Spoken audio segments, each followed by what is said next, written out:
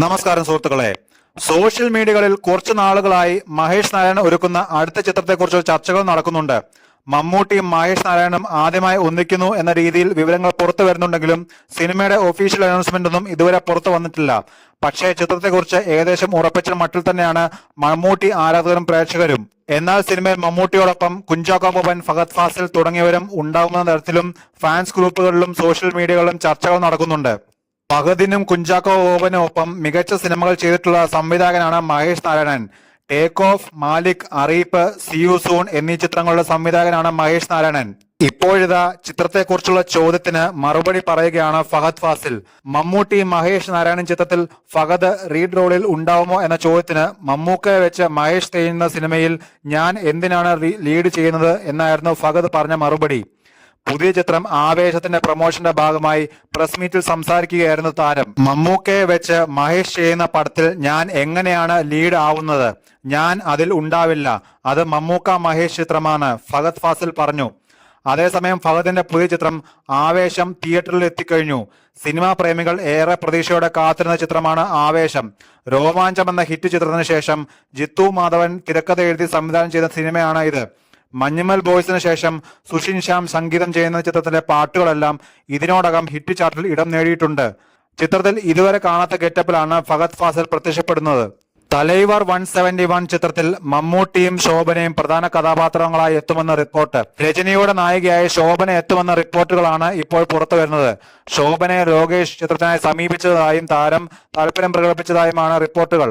രജനിക്കൊപ്പം മമ്മൂട്ടിയും വീണ്ടും ഒന്നിക്കുന്നു എന്ന റിപ്പോർട്ടുകളും നേരത്തെ പുറത്തു വന്നിരുന്നു.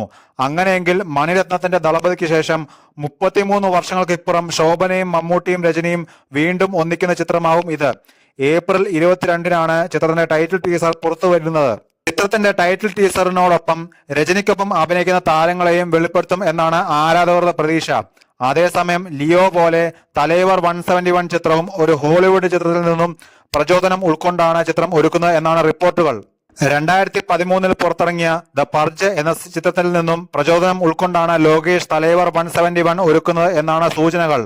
അമേരിക്കൻ ഗവൺമെന്റ് ഒരു രാത്രി എല്ലാ നിയമവിരുദ്ധ പ്രവർത്തനത്തിനും അനുവാദം നൽകുന്നതും തുടർന്നുണ്ടാകുന്ന സംഭവ വികാസങ്ങളുമാണ് ദ പർജ് സിനിമ പറഞ്ഞത്. തലൈവർ 171 ലോകേഷ് സിനിമാറ്റിക് യൂണിവേഴ്സിൽ പെടുന്ന ചിത്രമായിരിക്കില്ല എന്ന് ലോകേഷ് കനകരാജ് നേരത്തെ വ്യക്തമാക്കിയിരുന്നു. തലൈവർ 171 ഒരു സ്റ്റാൻഡ് അലോൺ ചിത്രമായിരിക്കും എന്നായിരുന്നു ലോകേഷ് പറഞ്ഞത്. LCU സിനിമകളിൽ പ്രധാനമായും മയക്കുമരുന്ന് കടത്ത് ആണ് പശ്ചാത്തലമാകാറുള്ളത്. എന്നാൽ ഇത്തവണ സ്വർണ്ണക്കള്ള കടത്തിന്റെ പശ്ചാത്തലത്തിലാകും കഥ പറയുക. സിനിമയിൽ രജനീകാന്ത് നെഗറ്റീവ് ഷെയ്ഡുള്ള ഒരു ഗോൾഡ് സ്മഗ്ലറിന്റെ വേഷത്തിലാകും എത്തുക എന്ന് റിപ്പോർട്ടുകളുണ്ട്. സിനിമയുടെ ഷൂട്ടിംഗ് ഇതുവരെ തുടങ്ങിയിട്ടില്ല. മലയാളത്തിൽ മമ്മൂട്ടിയോളം വൈവിധ്യം നിറഞ്ഞ സിനിമകൾ ചെയ്യുന്ന മറ്റൊരു നടൻ ഇല്ല എന്ന് തന്നെ പറയാം.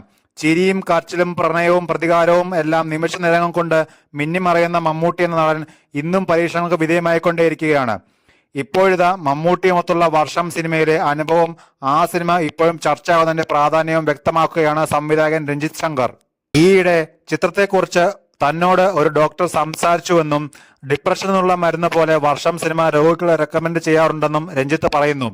പുതിയ ചിത്രമായ ജയ ഗണേഷുമായി ബന്ധപ്പെട്ട അഭിമുഖത്തിലാണ് രഞ്ജിത്ത് മമ്മൂട്ടിയെക്കുറിച്ചും വർഷം സിനിമയെക്കുറിച്ചും പറഞ്ഞത്. ഈയിടെ എന്നോട് ഒരു ഡോക്ടർ വർഷത്തെക്കുറിച്ച് പറഞ്ഞിരുന്നു. അദ്ദേഹം ഒരു സൈക്കാട്രിസ്റ്റ് ആണ്. അവർ അവിടെ ഹോസ്പിറ്റലിൽ ഡിപ്രഷൻ വരുന്ന രോഗികൾക്ക് വർഷം എന്ന സിനിമ മെഡിസിനായി റെക്കമെൻഡ് ചെയ്യാറുണ്ട്. അതിന്റെ പ്രധാന കാരണം മമ്മൂട്ടിയാണ്. മമ്മൂട്ടിയെ പോലൊരു അഭിനേതാവിന്റെ കഥാപാത്രം അത്രയും പ്രശ്നങ്ങളിലൂടെ കടന്നു പോയിട്ട് എങ്ങനെ അത് സർവൈവ് ചെയ്തു എന്നറിയാൻ വേണ്ടിയാണത്. പലർക്കും എഫക്റ്റീവ് ആണെന്നാണ് പലരും പറഞ്ഞത്. വർഷം ഇപ്പോൾ കാണുമ്പോൾ അത് മറ്റൊരു തരത്തിൽ ചെയ്യാമായിരുന്നു എന്നെനിക്കൊരു തോന്നൽ ഇപ്പോഴുണ്ട്. അത് എല്ലാ സിനിമയ്ക്കുമുണ്ട്. എല്ലാ സിനിമ കാണുമ്പോഴും അങ്ങനെ തോന്നാറുണ്ട്. അത് ഞാനും മമ്മൂക്കയും കൂടെ നിർമ്മിച്ച ചിത്രമായിരുന്നു. ഞങ്ങൾ ഒരുപാട് ഇഷ്ടപ്പെട്ട് ചെയ്ത സിനിമയാണ്. അന്നത് ഒരുപാട് എൻജോയ് ചെയ്ത ചിത്രമാണ്. ഇപ്പോഴും അത് ഇഷ്ടപ്പെടുന്ന ഒരുപാട് പ്രേക്ഷകരുണ്ട്.